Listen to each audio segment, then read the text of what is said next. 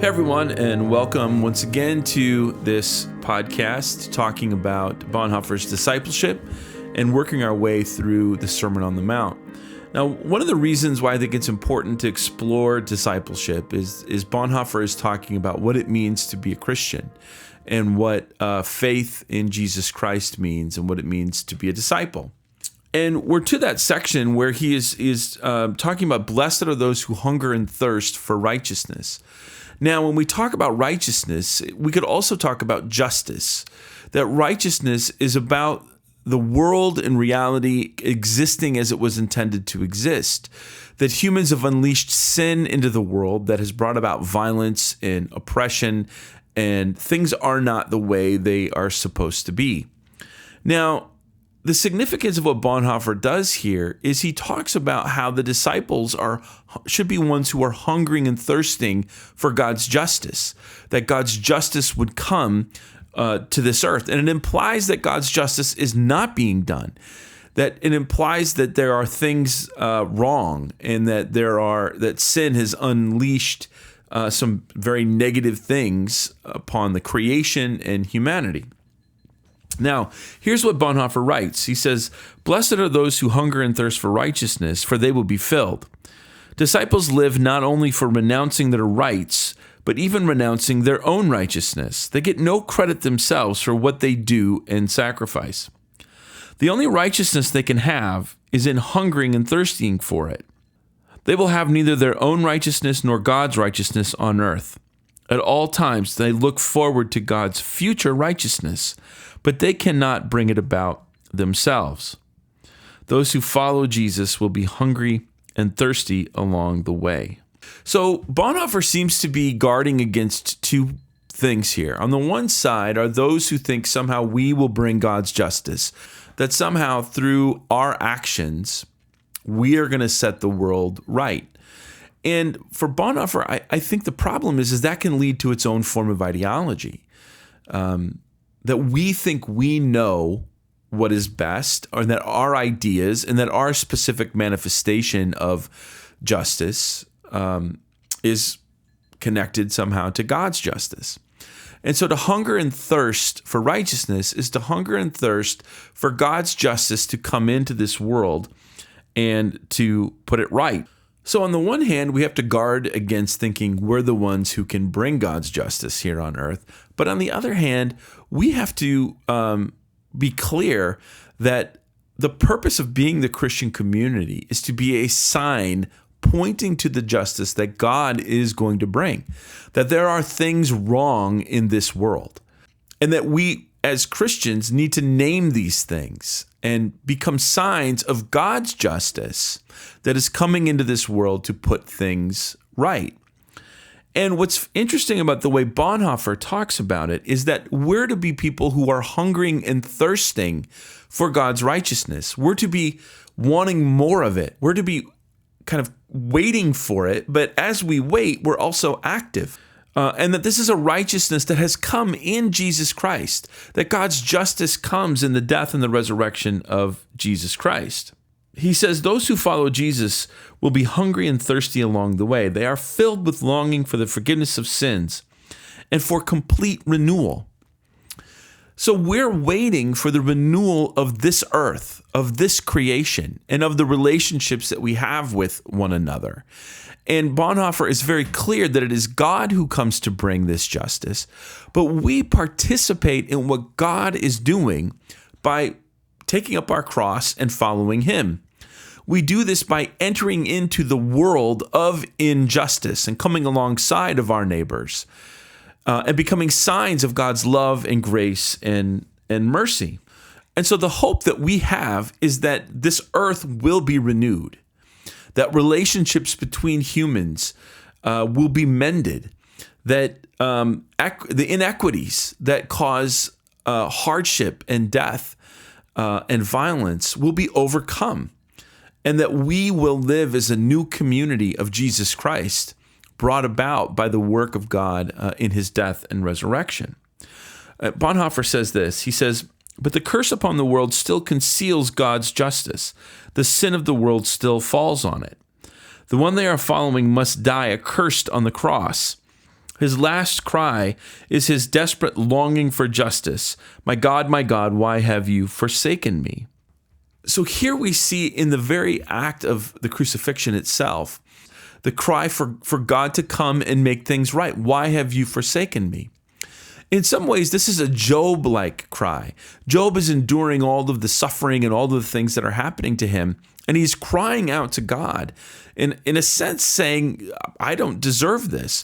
What I love about the book of Job is Job wants a lawyer, he wants a redeemer, he wants somebody to advocate for him in the midst of all of these things. And his demand is for righteousness and for justice.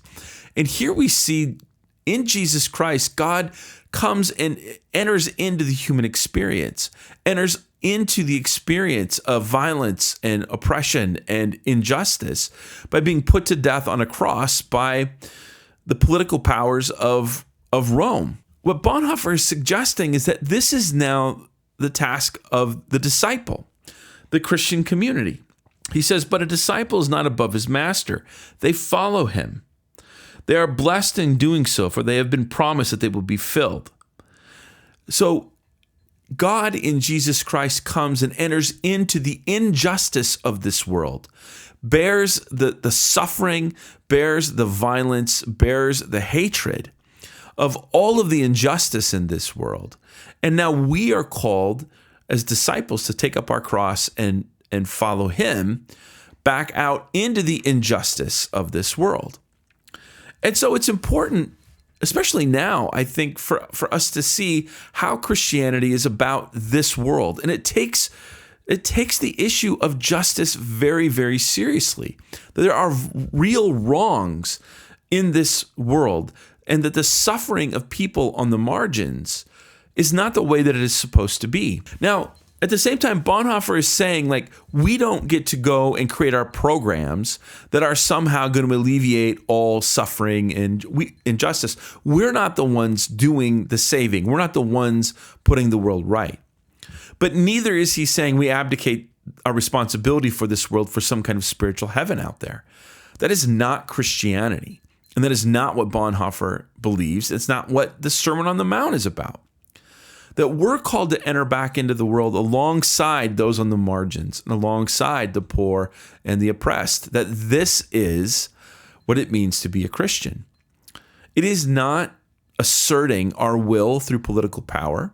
It is not trying to transform the world through political power. It's not trying to Christianize all of the structures of power in this world to fight some kind of woke, liberal, progressive enemy. We are called to take up our cross and follow Jesus back into the injustice of the world. We're now called to be signs of God's love and grace and mercy as we enter into the suffering of this world.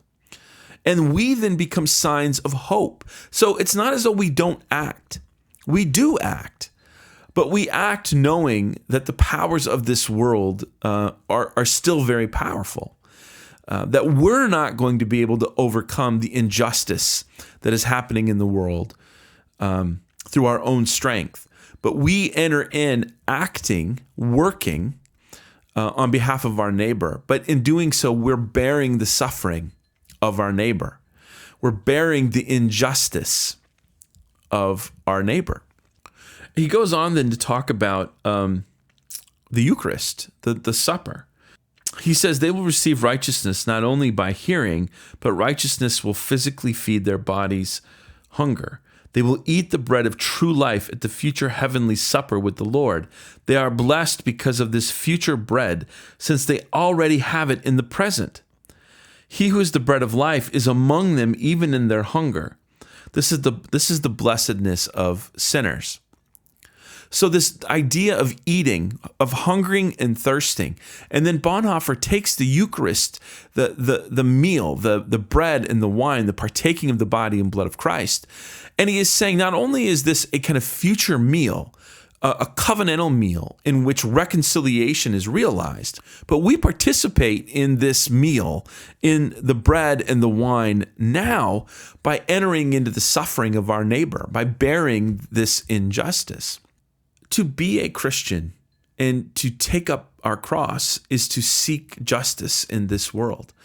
It is to be realistic about the wrongs. It's not to just wipe them away.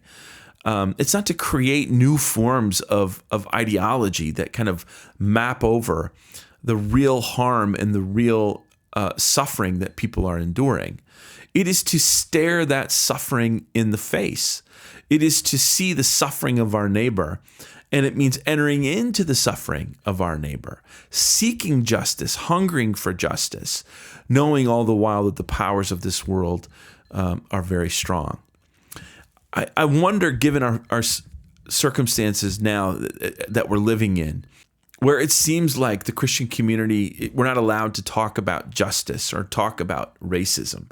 The word social justice has become this kind of bad word that people aren't allowed to talk about.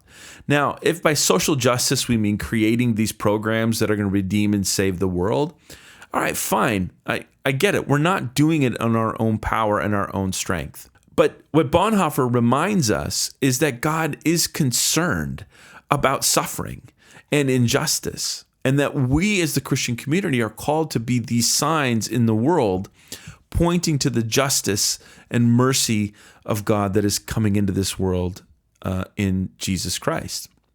And what I really love about Bonhoeffer is I think he becomes a way of helping us reclaim the gospel from its distortions on all of these different sides. Especially right now, this kind of militant gospel, this emphasis upon power and sovereignty. And yet when we look at the heart of the gospel, here, especially here in this sermon, it is about the suffering of God in Jesus Christ. God doesn't come as a Roman emperor to conquer the world and implement the kingdom of God. God comes as a poor person who goes to the cross and suffers this immeasurable, unthinkable, shameful death, identifying then with the broken of this world, those who are crushed beneath the powers of this world. So on the one hand, of course, for Bonhoeffer, salvation is about my own personal salvation, and that I need to be changed and transformed, and recognize that in the death and resurrection of Jesus Christ, something happens to me. I become a new humanity. But then I'm called out into the world to seek justice for my neighbor and to become signs of God's justice that is coming into this world in Jesus Christ. And I think it's time now for Christians to reclaim this view, this understanding, that seeking justice is biblical. It is Christian. That we're not called to just believe that somehow we're going to die and go to some heaven out there. That is not the point of Christianity. The point of Christianity is that God is coming to set things right in Jesus Christ.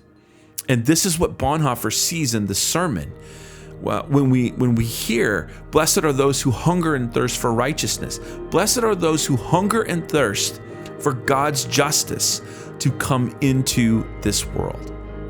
This is what it means to have faith. And for Bonhoeffer, this is what it means to be a disciple.